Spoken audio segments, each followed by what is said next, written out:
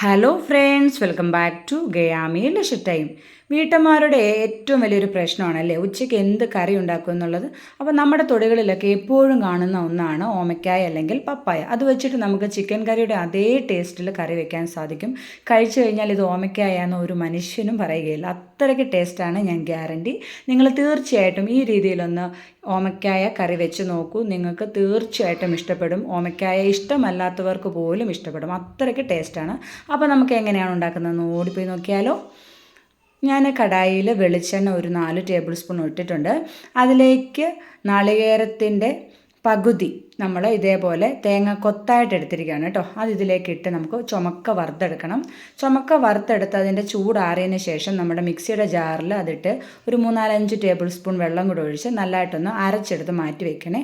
പച്ച തേങ്ങ അരയ്ക്കുന്നതിലും ഇങ്ങനെ നമ്മൾ വറുത്തെടുത്ത് തേങ്ങ അരയ്ക്കുന്നതായിരിക്കും കറിക്ക് സ്വാദ് കൂടുന്നത്. ഇനി ഞാൻ 1 കപ്പ് ഓമയ്ക്കായ ഇതേപോലെ സ്ക്വയർ ഷേപ്പിൽ എടുത്തിട്ടുണ്ട് കേട്ടോ. 1 കപ്പാണ് എടുത്തിരിക്കുന്നത്. അത് നമുക്ക് ഒന്ന് ഈ എണ്ണയിൽ തന്നെ ഷാലോ ഫ്രൈ ചെയ്തെടുക്കാം. ഷാലോ ഫ്രൈ ചെയ്തെടുക്കുമ്പോൾ നമുക്ക് കറിക്ക് ഒന്നുകൂടെ ടേസ്റ്റ് കൂടും, അതുകൊണ്ടാണ് ഇങ്ങനെ ഒന്ന് ഫ്രൈ ചെയ്തെടുക്കുന്നത്. ഒത്തിരി അങ്ങ് കരിച്ചു പോകരുത്, ഒന്ന് ഷാലോ ഫ്രൈ ആയിട്ട് വറുത്തെടുത്താൽ മതി. ഇപ്പോൾ ഇത് ഏകദേശമൊക്കെ ആയിട്ടുണ്ട് കേട്ടോ. നമുക്കിനി ഇത് വറുത്ത് കോരി മാറ്റി വയ്ക്കുക. ഇനി നമുക്കതിലേക്ക് 1.5 ടേബിൾ സ്പൂൺ ഇഞ്ചി വെളുത്തുള്ളി പേസ്റ്റാണ് ഇട്ട് കൊടുക്കേണ്ടത്. ഈ എണ്ണയിലേക്ക് തന്നെയാണ് 1.5 ടേബിൾ സ്പൂൺ ഇഞ്ചി വെളുത്തുള്ളി പേസ്റ്റ് ഇട്ട് കൊടുക്കുന്നത്. അപ്പോൾ ആ എണ്ണയിലിട്ട് അത് നന്നായിട്ടായിട്ട് നല്ലൊരു വാസനയാണ്. അപ്പോൾ അതിൻ്റെ ഫ്ലേവറൊക്കെ ഒന്ന് ഇറങ്ങും. നല്ലതായിട്ടൊന്ന് വഴറ്റി കൊടുക്കുക. ഇതിലേക്ക് നമുക്ക് ഒരു സവാളയാണ് വേണ്ടത് കേട്ടോ. അത് ചെറുതായിട്ട് അരിഞ്ഞ സവാള, സ്ലൈസായിട്ട് അരിഞ്ഞത് നമുക്ക് ഈ ഇഞ്ചി വെളുത്തുള്ളി പേസ്റ്റ് നന്നായിട്ടൊന്ന് മൂത്ത് വരുമ്പോൾ അതിലേക്ക് ഇട്ട് കൊടുക്കാം. ഒരു സവാളയാണ് ഞാൻ ചേർത്തിരിക്കുന്നത് കേട്ടോ. അത് നമുക്കതിലേക്കിട്ട് വീണ്ടും നന്നായിട്ടൊന്ന് വഴറ്റിയെടുക്കാം. സവാളയുടെ നിറം ഒന്ന് വാടി വരുന്നത് വരെ നമുക്ക് ഇങ്ങനെ ഒന്ന് ഇളക്കി കൊടുക്കുക. ഇപ്പോൾ ഒരു ഗോൾഡൻ നിറമായിട്ടുണ്ട്. ഈ സമയം നമുക്കൊരു 1/4 ടീസ്പൂൺ മഞ്ഞൾപ്പൊടി ഇട്ട് കൊടുക്കുക. മഞ്ഞൾപ്പൊടി ഒന്ന് ഇട്ട് വീണ്ടും നന്നായിട്ട് വഴറ്റി അതിലേക്ക് ഒരു 3/4 ടേബിൾ സ്പൂൺ നമ്മൾ മല്ലിപ്പൊടിയാണ് ചേർത്ത് കൊടുക്കുന്നത്. ഒരു 3/4 ടേബിൾ സ്പൂൺ മല്ലിപ്പൊടിയും അതേപോലെ 1 ടേബിൾ സ്പൂൺ മുളക് പൊടിയും കൂടാണ് ചേർത്ത് കൊടുക്കുന്നത് കേട്ടോ. ഇപ്പോൾ കാശ്മീരി മുളക് പൊടിയാണ് ഞാൻ ചേർക്കുന്നത്. സാധാരണയാണെങ്കിൽ ഒരു 3/4 ടീസ്പൂൺ ഇട്ട് കൊടുത്താൽ മതിയാവും. ഇനി നമ്മൾ ഇതിൻ്റെ പച്ചമണം മാറുന്നത് വരെ ഈ എണ്ണയിലിട്ട് നന്നായിട്ട് വഴറ്റുക കേട്ടോ. അപ്പോൾ അതിൻ്റെ പച്ചമണമൊക്കെ മാറി നന്നായിട്ട് വഴണ്ട് വരുമ്പോൾ നമുക്കതിലേക്ക് 2 തക്കാളിപ്പഴം ചെറുതായിട്ട് അരിഞ്ഞത് ഇട്ട് കൊടുക്കാം. ഈ തക്കാളിപ്പഴം ഇനി ഇത് കിടന്നൊന്ന് വെന്തുടയുന്നത് വരെ നമുക്കൊന്ന് നന്നായിട്ട് വഴറ്റണേ. ഈ ഒരു രീതിയിലൊക്കെ വഴറ്റുന്നതിലിരിക്കും നമ്മുടെ കറിയുടെ ടേസ്റ്റ് കേട്ടോ.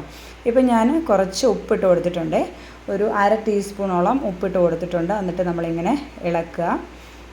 നന്നായിട്ടൊന്ന് വഴന്ന് വരുമ്പോൾ നമ്മൾ നേരത്തെ നാളികേരം വറുത്ത് വെച്ചിരുന്നില്ലേ, അത് അരച്ചെടുത്തത് ഇതിലേക്ക് ചേർത്ത് കൊടുക്കുക. അരപ്പ് ചേർത്തതിന് ശേഷം നമുക്ക് നന്നായിട്ട് മിക്സ് ചെയ്യുക. അപ്പോൾ ഈ അരപ്പും ഈ മുളക് പൊടിയും ഉള്ളിയും എല്ലാം കൂടെ നന്നായിട്ട് വഴറ്റുക.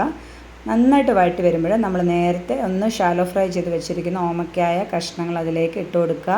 എന്നിട്ട് ഈ അരപ്പെല്ലാം ഇതിൽ പെരളുന്ന രീതിയിൽ നന്നായിട്ട് ഇങ്ങനെ നമുക്ക് വഴറ്റാം. കണ്ടോ, ഈ ഒരു രീതിയിൽ നന്നായിട്ട് വഴറ്റുക. ഇനി നമുക്കിതിലേക്ക് വെള്ളം ഒഴിച്ചു കൊടുക്കാം. ഞാനിപ്പോൾ ഒരു 1.5 ഗ്ലാസ് വെള്ളമാണ് ഒഴിച്ചു കൊടുക്കുന്നത്. അരപ്പ് കഴുകിയ വെള്ളം തന്നെയാണ് ഒഴിച്ചു കൊടുക്കുന്നത്. ഒരു 1.5 ഗ്ലാസോളം ഒഴിച്ചു കൊടുത്തിട്ടുണ്ട്. ഇനി ഇത് നന്നായിട്ടൊന്ന് തിളയ്ക്കട്ടെ. തിളയ്ക്കുമ്പോൾ തിളച്ച് വരുമ്പോൾ നമുക്കതിലേക്ക് ഒരു 2 തണ്ട് കറിവേപ്പില ഇട്ട് കൊടുക്കാം. എന്നിട്ടത് നന്നായിട്ട് ഒന്ന് ഇളക്കുക. ഇതിലേക്ക് ഞാനിവിടെ ചിക്കൻ മസാലയാണ് ഒരു 1/2 ടീസ്പൂൺ ഇട്ട് കൊടുക്കുന്നത്. അതിഷ്ടമല്ലാത്തവർക്ക് ഈ സമയം ഗരം മസാലയും പെരുംജീരകപ്പൊടിയും കൂടെ ചേർത്താൽ മതി കേട്ടോ. ഗരം മസാല ഒരു 1/4 ടീസ്പൂൺ, പെരുംജീരകപ്പൊടി ഒരു 1/4 ടീസ്പൂൺ ഇട്ടാൽ മതി. ഞാൻ ചിക്കൻ മസാല ഒരു 1/2 ടീസ്പൂൺ ഇട്ട് കൊടുത്തിട്ടുണ്ട്. ഇനി നമുക്കിത് അടച്ച് വെച്ച് ഒരു 7-8 മിനിറ്റ് നന്നായിട്ട് വേവിക്കുക ചെറിയ തീയിൽ. ഇപ്പോൾ അത് 7-8 മിനിറ്റ് കഴിഞ്ഞിട്ടുണ്ട്. നന്നായിട്ട് തിളച്ച് എൻ്റെ എണ്ണയൊക്കെ തെളിഞ്ഞ് വന്നിട്ടുണ്ട് കേട്ടോ. കറി നല്ല സെറ്റായിട്ടുണ്ട്. ഇത് കണ്ടു കഴിഞ്ഞാൽ ആരെങ്കിലും പറയും ഓമയ്ക്കായ കറിയാണെന്ന്. ഒരു ചിക്കൻ കറിയുടെ അതേ കാണുന്ന മാതിരിയല്ല, ടേസ്റ്റും അതേപോലെയാണ് കേട്ടോ. അപ്പോൾ ഇത് ഉണ്ടാക്കുമ്പോൾ തന്നെ നമ്മുടെ കിച്ചണിൽ നല്ല മണമാണ്. അത്രയ്ക്ക് ടേസ്റ്റാണ്. ചോറിൻ്റെ കൂടെയും ചപ്പാത്തിയുടെ കൂടെ ഒക്കെ കഴിക്കാൻ പറ്റിയ നല്ലൊരു കിടിലൻ കറിയാണ്. നിങ്ങൾ തീർച്ചയായിട്ടും ഒന്ന് ട്രൈ ചെയ്ത് നോക്കണേ. അപ്പോൾ മറ്റൊരു നല്ല വീഡിയോയുമായി വീണ്ടും വരാം. Thanks for watching.